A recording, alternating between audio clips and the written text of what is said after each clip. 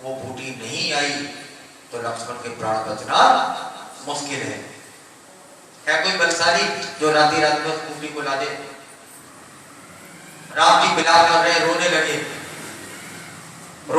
मैं कौशल्या से कह के आया था, कौशल्या से मैं कह के आया था, क्योंकि कौशल्या ने कहा था बेटा तू मेरे इस बेटे को लेके तो जा रहा है, मैं इसकी पीठ देख रही हूं जाते समय, जब आए सामने से मुझे आता हुआ दिखाई दे। कहने लगे राम जब लक्ष्मण नहीं तो राम नहीं, मैं अपनी कौशल्या माता को क्या मुंह दिखाऊंगा? अगर लक्ष्मण जीवित ना रहा तो मैं यही मर जाऊंगा, बिना लक्ष्मण के मैं अयोध्या नहीं जाऊंगा। अरे लक्ष्मण तो बाद में मरेगा, इससे पहले मैं अपना ये शरीर छोड़ दूंगा। तब मेरे हनुमान जी ने कहा था प्रभु आप बिल्कुल चिंता ना करें, निश्चिंत रहें, चिंता करने की आपको कोई आवश्यकता नहीं। अरे लक्ष्मण के प्राण बच जाएंगे, राती रात में धौलागिरी चला जाऊंगा और प्रभु आपको चिंता करने की जरूरत नहीं। बस आप एक बार मुख से कहो तो सही, अरे कहो तो चंद्रमा को निचोड़ दूंगा, चंद्रमा को पूरा निचोड़ दूंगा, और निचोड़ने के बाद जो उसमें से अमृत निकलेगा लक्ष्मण के मुख में डाल दूंगा, लक्ष्मण जी जिंदा हो जाएंगे। अरे आप एक बार कह के तो देखो, नागलोक में चला जाऊंगा, नागलोक में जाकर वहां से अमृत कुंड पूरा का पूरा उठा लाऊंगा, लक्ष्मण को जीवित कर दूंगा। अरे प्रभु आप चिंता क्यों करते हो, मुझे नागलोक जाने की जरूरत नहीं पड़ेगी। अरे जौ का दाना इतनी देर में आग पर फटकेगा नहीं, इतनी देर में आग में फटकेगा नहीं, इतनी देर में तो धौलागिरी जाकर बूटी में लाकर आपको दे दूंगा। अरे प्रभु बूटी की बात छोड़ो, मौत मृत्यु तो लक्ष्मण तक आएगी नहीं।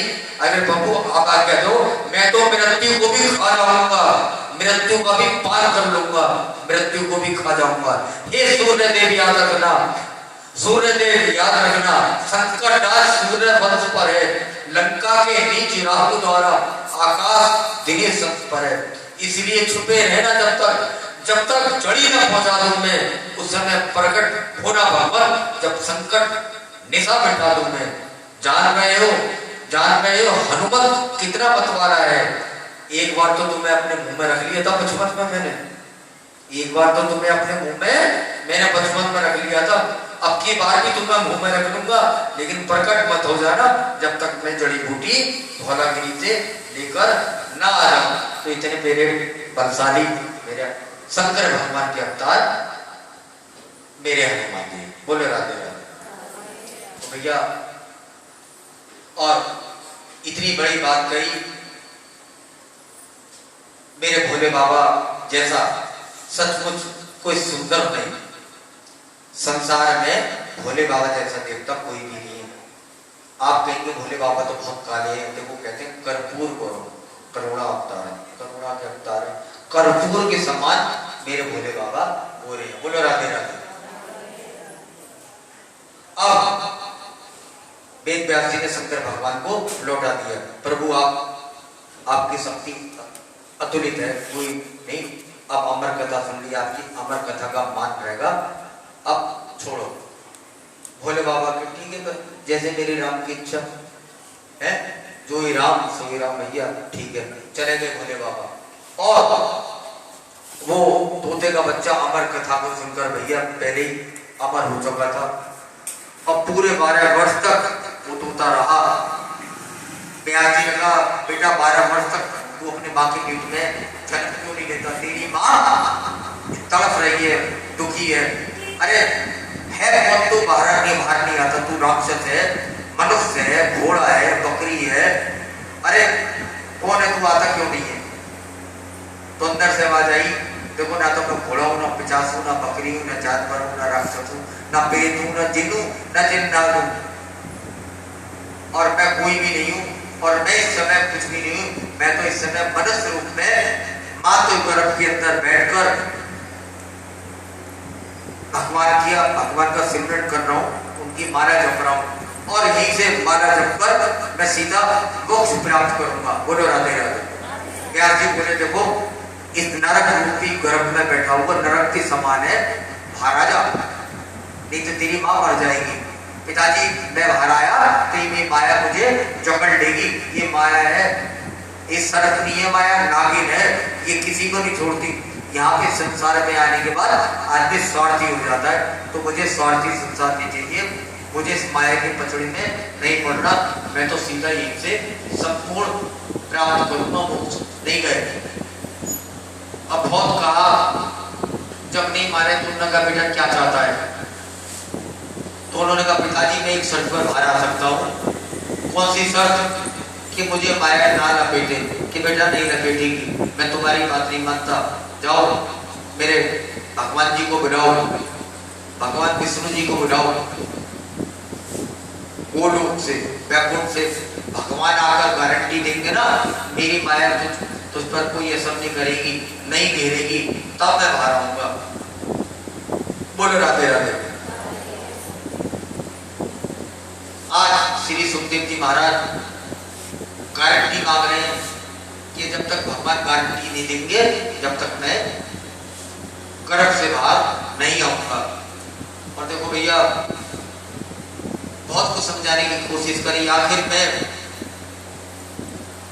भगवान को बुलाया व्यास जी महाराज ने कि भगवान जी आप गारंटी करो, इनको आश्वासन दो। तो भगवान परमात्मा ने दिया, भगवान ने कहा कि बेटा सुखदेव तू बाहर आ जा, मैं गारंटी करता हूं कि मेरी माया तेरों पर कोई भी असर नहीं करेगी, इसलिए तुम आ जाओ बाहर। देखो भैया भगवान है परमात्मा, और हम जो जीव हैं हमें ये जीवात्मा, और जीवात्मा के बीच में होते हैं महात्मा। ये महात्मा हमारे होते हैं बिचौलिया, एक तरह से जैसे रिश्ते करवाते हैं बेटा बेटी के, एक बिचौलिया होते हैं, ये रिश्ता करवाएगा, ये महात्मा भी हमारे बिचौलिया होते हैं, यही हमें परमात्मा से मिलने का रास्ता बताते हैं। तो हमें संतों की बात माननी चाहिए। देखो वैसे ही जीव बड़ा पतित है, पापी है, और सभी को इस माया ने जकड़ रखा है, और जब तक भगवान हम पर कृपा नहीं करते, दीन बंधु भगवान है, दीन बंधु पतित पावन भगवान है, अगर ये जीव पर कृपा करते हैं तो तभी आदमी का कल्याण होता है। तो इस प्रकार बहुत देर बात हुई तो भगवान ने आश्वासन दिया कि बेटा तू बाहर आ जा, मेरी माया उस पर असर नहीं करेगी। साथ में व्यास जी से भी कहा, वेद व्यास जी से भी कहा कि तुमको वेद व्यास जी महाराज मैंने वचन दे दिया है कि तुम्हारा पुत्र बाहर जरूर आ जाएगा, लेकिन ये तुम्हारे पास आ तो जाएगा, रहेगा नहीं। और ये बिल्कुल तोते की तरह बोल रहा है, मीठा मीठा बहुत मीठा मतलब बोल रहा है, इसलिए जब ये जन्म ले तो इसका नाम रखना शुभ। शुभ माने तोता, तोते की तरह बोल रहा है, इसका नाम रखिए शुभ। और ये तुम्हारा बेटा पुत्र शुभ मोह माया से रहित होगा, घर में तुम्हारा रहेगा नहीं, इसलिए इससे कोई ज्यादा मोहब्बत मत बढ़ाना, इससे मोह मत रखना, और जहां ये जाए इसे अपनी इच्छा अनुसार जाने देना। बोलो राधे राधे। इतना कहकर भगवान गोविंद अपने चले गए द्वारका। 12 वर्ष बाद सुखदेव ने जो जन्म लिया था, और ये जब जाने लगे, मैया ने कहा अपनी देवी ने बेटा कहाँ जा रहा है तू? और इन्होंने नाक कटने का भी इंतजार नहीं किया, नाक छीदन की का हुआ नहीं था, अपनी नाक अपने आप ही काट ली, अपनी नाक को लटका के अपने कंधे पर ये चलती है। माँ ने कहा बेटा मुझे कहाँ जा रहा है तू? मुझे अपना मुख तो दिखा दे एक बार, मैंने तो तेरा मुख ही नहीं देखा। अरे मेरी छाती, मुझे मेरा स्तनपान तो कर दे। माँ मैंने तेरा स्तनपान नहीं करना, अगर मैंने तेरा दूध पी लिया तो मैं ऋणी हो जाऊंगा, मुझे संसार की मोह माया से कोई मतलब नहीं। सुखदेव जी कह रहे बेटा ठहर जा, ठहर रुक जा। तो वृक्ष जवाब दे रहे हैं, जितने भी वृक्ष थे, और उन्होंने कहा सुखदेव जी क्यों इनके पीछे जा रहे हो, मत रोको। अरे तो संत है, क्यों उनके पीछे भाग रहे हो? अरे कितने जन्म ये तुम्हारे पिता बने, कभी तुम्हारे पुत्र बने, कभी तुम्हारे पति बने, कभी तुम्हारी पत्नी बने, कभी तुम्हारे बाबा बने, तुम इनके भतीजे बने। ये तो जन्म जन्मांतर 84 लाख योनियों का ये प्रभाव है। बेशक आज तुम इनके पिता बने हो, लेकिन अगले जन्म में ये तुम्हारे पिता थे। इस प्रकार ये सृष्टि का क्रम चलता रहेगा।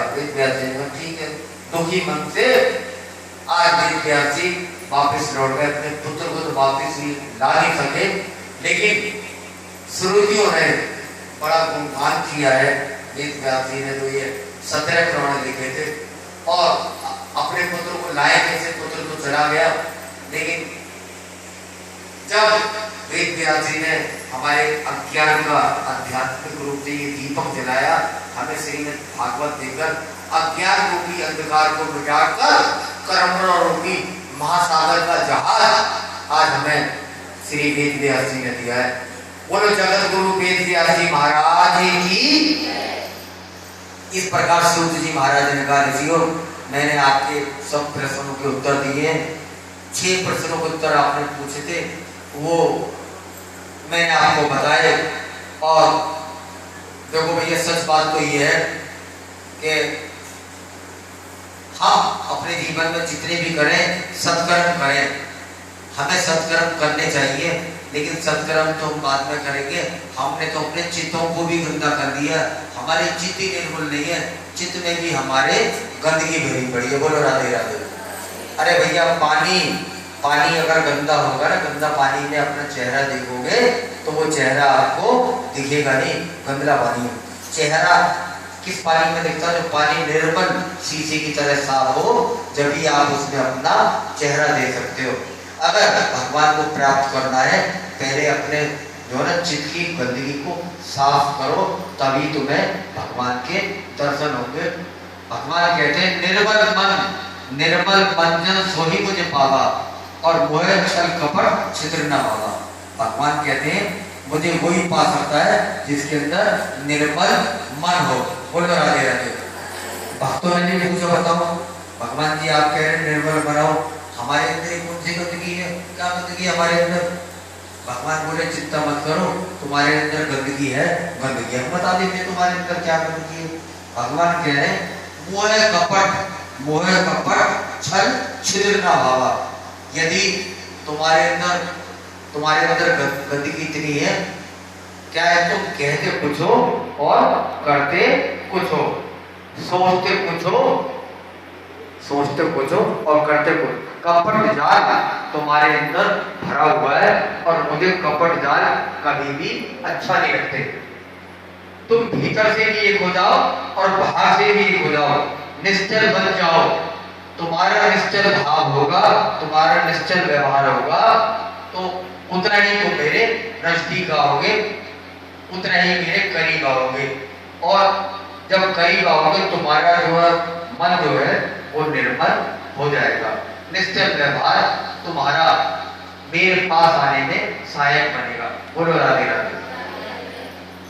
क्योंकि आत्मा का चरित्र नहीं, चित्त भी निर्मल होना चाहिए, सरल होना चाहिए। अभी मैंने अभी बताया ना कि राम लक्ष्मण हनुमान जी का सरल, आदमी को सरल होना चाहिए। भगवान के लिए किसको है? सरल जो है, सरल को इस दुनिया में भगवान प्राप्त हो गए। भैया सरल का मतलब, सरल में 3 अक्षर हैं, से, रे और ले। बोलो राधे राधे। तो भगवान कह रहे हैं ना तो कोई मात्रा है और ना कोई भिन्दी है इन अक्षरों में।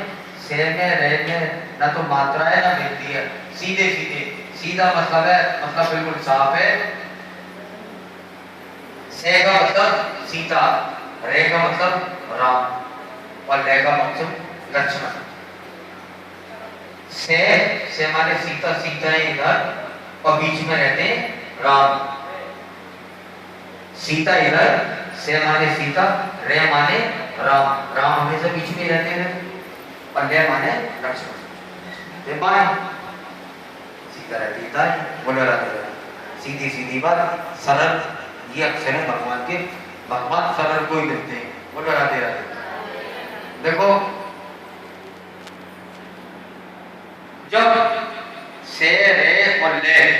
तीनों मिल जाते हैं, तीनों मिलने के बाद हमारे जब तीनों को समन्वय हो जाता है तो हमारे हृदय में भगवान विराजमान हो जाते हैं। जैसे हनुमान जी के सीने के अंदर राम जी विराजमान हो गए थे, तो वो महापुरुष होते हैं, बहुत बड़े महापुरुष होते हैं जिन पर ये भगवान की कृपा होती है। जो सरल, हर एक आदमी सरल नहीं हो सकता, हमेशा सरल को ही भगवान दिखते हैं, ये बात हमें माननी चाहिए। चतुराई सब जगह चल जाएगी आपकी, भगवान के आगे आपकी कोई भी चतुराई नहीं चलेगी, भगवान के आगे आपकी कोई भी विद्या नहीं चलेगी। बोलो राधे राधे। कहा था ना वहां जब कालिया मर्दन कहा भगवान ने जाता क्यों नहीं, पापी तू ये तेने सारी गंदगी फैला रखी चारों तरफ है, तेरा इतना स्वभाव खराब क्यों है, क्यों तेरा इतना स्वभाव खराब, क्यों तुझे इतना गुस्सा आता है, क्यों तेरे अंदर इतना क्रोध है, क्यों तेरे अंदर इतना जहर कालियानाथ, क्यों इतना जहरीला है। तो कालियानाथ ने किसी की बात नहीं, महाराज ज्यादा बात करने की जरूरत नहीं, तुम्हें बताओ ये शरीर किसने दिया, ये शरीर किसने दिया, तो भगवान बोले हमने दिया। तो ये दांत किसने दिए, भगवान बोले हमने दिए। इन दांतों में जहर किसने दिया, भगवान बोले हमने दिया। तो हमें इतना गुस्सा क्यों दिया, हमें इतना क्रोध किसने दिया, भगवान बोले हमने दिया। तो महाराज जब तुमने सब कुछ दिया है तो तेरा तुझको अर्पण, हमारे अंदर क्यों कमी निकाल रहे, सब कुछ दे तो तुम्हारी है ये, हमें सरल क्यों नहीं बनाया तुमने, हमें इतना क्रोधित क्यों बनाया। अरे हम तुमने हमारे अंदर इतना क्रोध भर भर के दिया है, हम अपने बच्चों को भी खा जाते हैं, सांप अपने बच्चों को भी दिया खा जाते हैं, इतना क्रोधी स्वभाव सांप का होता है। तो भगवान ने कहा ज्यादा पढ़ा लिखा लग रहा है कालियानाथ जी, कितनी चतुराई से इसने सारी बात बता दी। भगवान ने कहा जाओ चिंता मत करो, तुम यहाँ से चले जाओ, रमणक चले जाओ, तुम्हारे लिए हमने रमणक बनाया, तुम्हारी चिंता क्यों है, अरे तुम्हारे लिए हमने अगर देश बना दिया है, रमणक को बना, वहाँ सांपों के साथ क्यों नहीं रहते, तुम्हारा सांपों के साथ रहते भाई, तुम्हारा गरुड़ हमें आके खा जाता है, मार जाता है, तुम्हारे गरुड़ से हमें बहुत डर लगता है, तुम्हारा गरुड़ इधर नहीं आता काली देह में, यहाँ वृंदावन में आता, इसलिए के बारे यही आ जाते। जाओ आज से हमारे जो पंजों के निशान है ना, हमारी गारंटी सर्टिफिकेट तुम्हारे छप चुके हैं, तुम्हारे माथे पर हमारे निशान छप चुके हैं, आज के बाद गरुड़ तुम्हारे पास आएगा नहीं। बोलो राधे राधे। ठीक है, भगवान की बातें सरल हो जाओ, सरल कोई भगवान लेते। बोलो राधे राधे। कहा था ना जैसे हनुमान जी ने श्री राम को और सीता जी को, लक्ष्मण जी को अपने हृदय में बैठा रखा है ना, पवन चले संकट हरण मंगल मूर्ति रूप और राम लखन सीता से हृदय बसो स्वरूप हो, सियापति राम जय जय राम। इसी प्रकार सरल बन जाओ, राम लक्ष्मण सीता आपके हृदय में विराजमान हो जाएंगे। बोलो राधे राधे।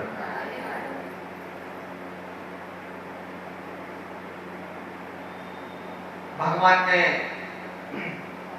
देखो 24 अवतार भगवान के होने हैं, 23 अवतार हो चुके, 24वां अवतार अभी हुआ नहीं।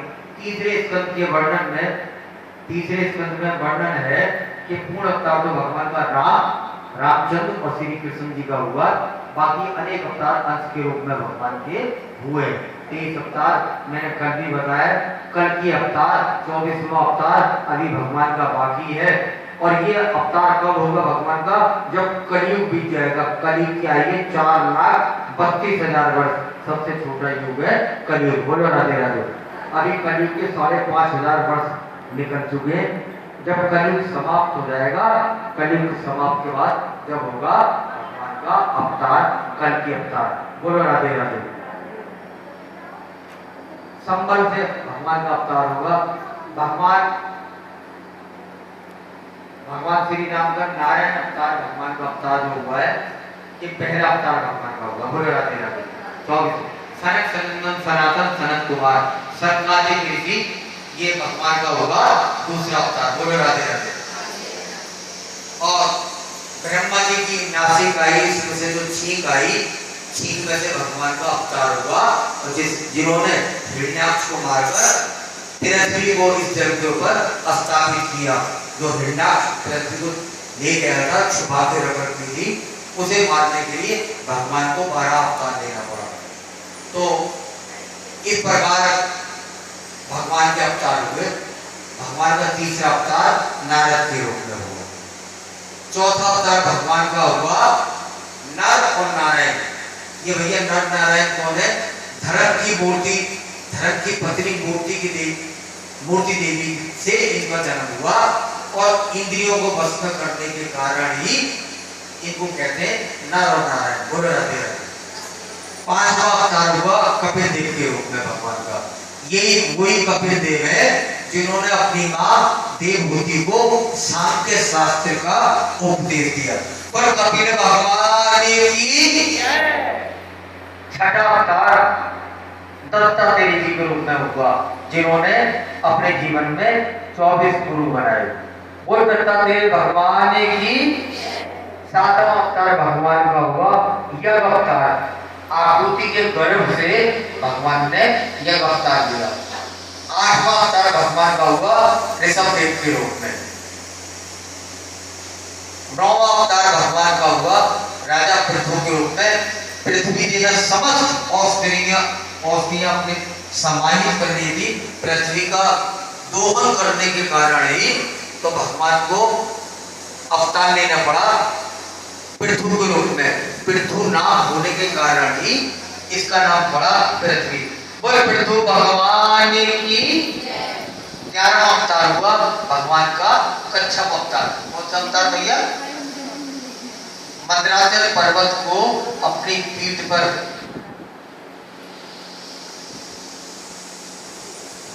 ये धारण करने के कारण भगवान का अवतार हुआ। बोलो राधे राधे। मंदराचल कितना विशाल पर्वत था, विशाल समुद्र मंथन में से देखो, समुद्र मंथन में से भगवान के कितने अवतार होते? 3 अवतार भगवान के समुद्र मंथन में से हुए। ये भी हमें याद रखना चाहिए। कच्छप अवतार भगवान का हुआ और कच्छप भगवान की 12वां अवतार हुआ धर्मंतरी भगवान का। धर्मंतरी अमृत कलश लेकर धर्मंतरी जी प्रकट हुए थे। डॉक्टरों के भी भगवान मानते, वैद्य जितने भी है ना, धर्मंतरी जी को अपना भगवान मानते हैं। बोलो राधे राधे। 13वां अवतार भगवान का हुआ मौनी अवतार। ये अवतार भी समुद्र मंथन में से भगवान का हुआ। बोलो राधे राधे। 14वां अवतार भगवान का हुआ नरसिंह अवतार। बोलो नरसिंह भगवान की। 15वां अवतार भगवान का हुआ वामन अवतार। 3 पग भूमि में समस्त पृथ्वी को भगवान ने नाप दिया। बोलो राधे राधे। 16वां अवतार भगवान का हुआ वेद व्यास जी के रूप में, जिन्होंने सत्यवती के गर्भ से जन्म लिया और महाभारत में जिनका जिक्र रहेगा उनकी कथा यहाँ पर सुनाई आपको देगी। 18वां अवतार भगवान का हुआ श्री राम के रूप में। बोले राजा रामचंद्र भगवान की। 19वां अवतार भगवान का हुआ श्री बलराम के रूप में और 20वां अवतार हुआ भगवान श्री कृष्ण के रूप में। बोलो श्री कृष्ण भगवान की। बोलो वृंदावन माँ के हरि लाल की। और 21वां अवतार भगवान का हुआ बुद्ध अवतार। अभी जयंती निकले, बुद्ध जयंती भगवान की आई थी, बुद्ध पूर्णिमा आई थी, मनाई थी सबने। भगवान का अवतार हुआ बुद्ध अवतार। अब कौन सा अवतार रहेगा भैया? कौन सा? कितने अवतार हो गए भगवान के अब तक? कितने? 20? 21। भैया बहुत समझदार, एक बार तालियां बजा रहा उठने के लिए। मैं तो भूल गया था, याद दिलवाते रखो। 21 अवतार। 22वां अवतार हुआ भगवान का हरि अवतार। गजेंद्र की रक्षा करने के लिए गज और ग्रह का युद्ध हुआ, तो गजेंद्र की रक्षा के लिए भगवान ने एक अवतार लिया, हरि अवतार। और 23वां अवतार भगवान का जो हुआ है गिरिव अवतार। है गिरिव राक्षस ने जब ब्रह्मा जी के चारों वेद चुरा लिए थे तो उस असुर को मारने के लिए भगवान ने उसी जैसा रूप बनाया हैग्रीव का। तो हैग्रीव के रूप में भगवान प्रकट हुए। बोलो राधे राधे। कितने अवतार होंगे भगवान के? 23। अभी भैया 24वां अवतार हुआ रही है, वो होगा कलयुग का। बोलो राधे राधे। संपन्न में एक जगह है, संपन्न में ब्राह्मण का नाम है विष्णु यश। विष्णु यश ब्राह्मण का नाम भी वेद व्यासी ने जो कितने साल पहले बता दिया। ढूंढ लेना, संपन्न में है नाम विष्णु यश ब्राह्मण, उनके घर से होगा। बोलो राधे राधे। तब सोमगादी ऋषियों ने पूछा सूत जी महाराज से, आप जो भागवत कथा सुना रहे हैं सूत जी, इसकी रचना किसने करी, कैसे करी, ये भी हमें बता दीजिए। तो बता दिया था, कल भी मैंने बताया था शॉर्ट में। द्वापर के अंत में कृष्ण द्रव्यायन वेद व्यास जी का प्रादुर्भाव हुआ। वेद व्यास जी का नाम था कृष्ण द्रव्यायन। कृष्ण द्रव्यायन वेद व्यास जी का पहला नाम था। कृष्ण द्रव्यायन का अर्थ है, कृष्ण माने काला और द्रव्यायन है द्वीप के अंदर पैदा हुआ, समुद्र के नदी के अंदर एक द्वीप के अंदर इनका जन्म हुआ। कृष्ण द्रव्यायन इनका नाम हुआ, प्रादुर्भाव हुआ। बोलो राधे राधे। वेद व्यास जी ने जो वेद व्यास जी नाम क्यों पड़ा कृष्ण द्रव्यायन से, इनका नाम कृष्ण द्रव्यायन क्यों नहीं रहा, इनका नाम वेद व्यास जी क्यों पड़ा? तो वो हमारे 4 वेद थे, चार वेदों को अलग अलग कर दिया। 4 वेद के 4 विभाग कर दिए। स्कूलों में नहीं होता, छोटी क्लास होती है, section A, section B, section C और सेक्शन डी, 4 विभाग हो जाते हैं ना। क्यों कि अगर चारों बच्चे एक ही क्लास में आ जाएंगे तो भीड़ बहुत नहीं हो जाएगी, तो 4 विभाग बनाते थे। तो हमारे वेद व्यासी ने सोचा कोई एक ही वेद नहीं पढ़ पाता तो 4 वेद कहाँ से पढ़ लेगा, इतना बहुत मोटा हो गया था। तो इसलिए एक वेदों को व्यास कर दिया, अलग अलग खंड करने के नाम इनका नाम हो गया वेद व्यासी। 4 वेद हमारे यजुर्वेद, सामवेद, अर्थवेद और कौन सा वेद है? हाँ, जय हो, बहुत बढ़िया। तो ये 4 हमारे वेद हैं। तो पहले ये वेद इकट्ठे एक ही थे, पहले इकट्ठे थे, इतने वेद को इकट्ठे पढ़ नहीं सकता था। तो इन वेदों के 4 विभाग करने के कारण इनका नाम कृष्ण द्रव्यायन से हो गया वेद व्यास। बोले वेद व्यास भगवान की। और देखो वेदों की भाषा थोड़ी जटिल होती है, हर आदमी वेदों को नहीं पढ़ सकता और बहुत सारे शास्त्र भी नहीं पढ़ सकता। तो वेद व्यास ने 4 वेदों में से एक बनाया पंचम वेद। ये पंचम वेद श्रीमद् भागवत महापुराण को भी भैया कहते हैं। बोलो राधे राधे। कहते हैं ना पंचम वेद ने डाला, नवजोत जगाने वाला। ये पंचम वेद, 4 वेद के बाद भी 5वां वेद, इसे हमें मानना चाहिए। 17 पुराण में से भी वेद व्यास ने 18वां पुराण श्रीमद् भागवत महापुराण बनाया। बोलो राधे राधे। और आज सभी इसी प्रश्न कर रहे हैं महाराज, वेदों की भाषा तो बड़ी जटिल है, कोई ऐसी भाषा का ज्ञान होना चाहिए जिससे सामान्य बुद्धि का प्राणी भी इस कथा को पढ़ ले और समझ ले।